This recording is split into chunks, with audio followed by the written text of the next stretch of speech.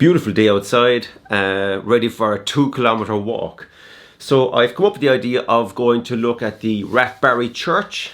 In fact, there are two churches. Both of the churches are in the greater ruins of the Castle Freak.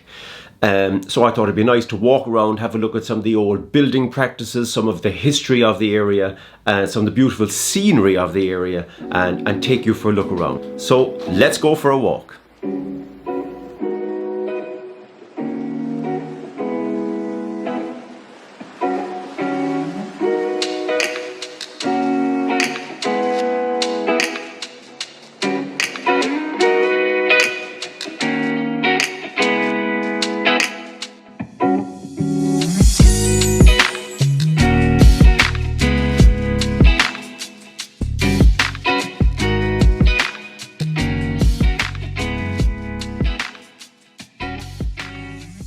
So now we've arrived at the gateway, the very edge of the Castle Freak domain, and you can see here the edges and the gate lodge where the gatekeeper would have protected the gate entrance.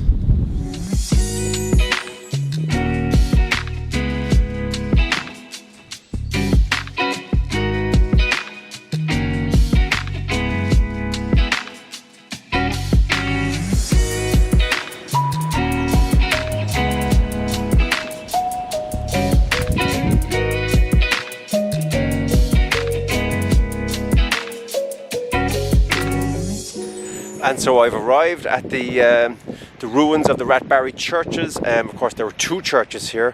One is the very old Catholic church, which is this church over here.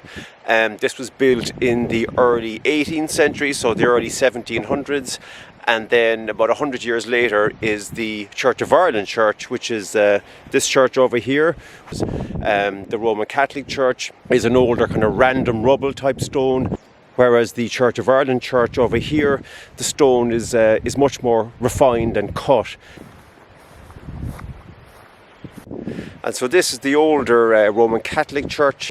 So you can see how like not much is left standing. Really only large sections of the stone, particularly the corners, of course. So a corner of a building is always one of the strongest parts of a building. There's very little mortar, and of course in those days the mortar would have been made by locally sourced lime from lime kilns. We're very close to the coast here, so you'll have huge winds coming up from the south and southwest during the winter. So 300 years later, imagine all the storms that would have hit this stone. It's amazing that it's still standing up.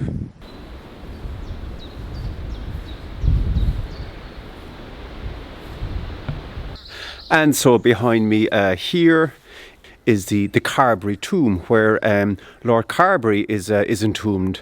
This tomb is between the old Catholic church and the Church of Ireland church. And what's amazing about this tomb is it's in remarkably good condition. The roof seems to have built of slabs of stone instead of like timber roof joists and slate. And because of the lack of timber, it has actually held together remarkably well, and the whole tomb is in really good condition. You can see the old triangular gables in almost perfect condition on both sides, and the whole tomb has really stood the test of time.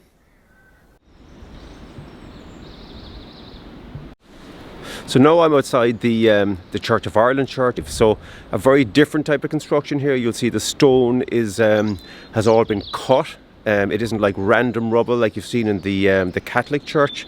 It's all the stone is cut, so much straighter corners and much more evenly sized blocks of stone. So these stone would have been cut in a local stonemason's yard and prepared for building.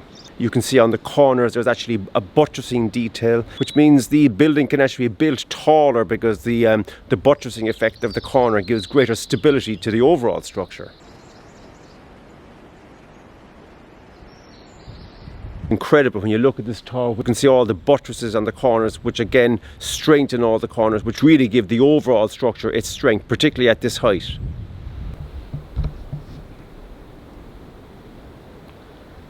So if you can imagine in times gone by, when Sunday or even daily mass in those days, you probably have heard the local church bell ring from miles around, and this is where you come to congregate.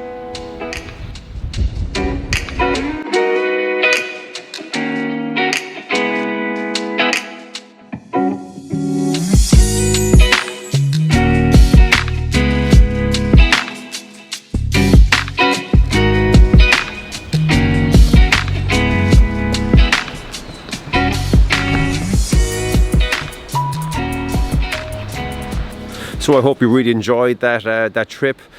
What a wonderful place, beautiful, serene, almost a place that time has forgotten. The way buildings were built in the past by the church. Of course, the church would have been the richest entity back in the day, but incredible to see how these buildings still stand the test of time and a real showcase of times gone by.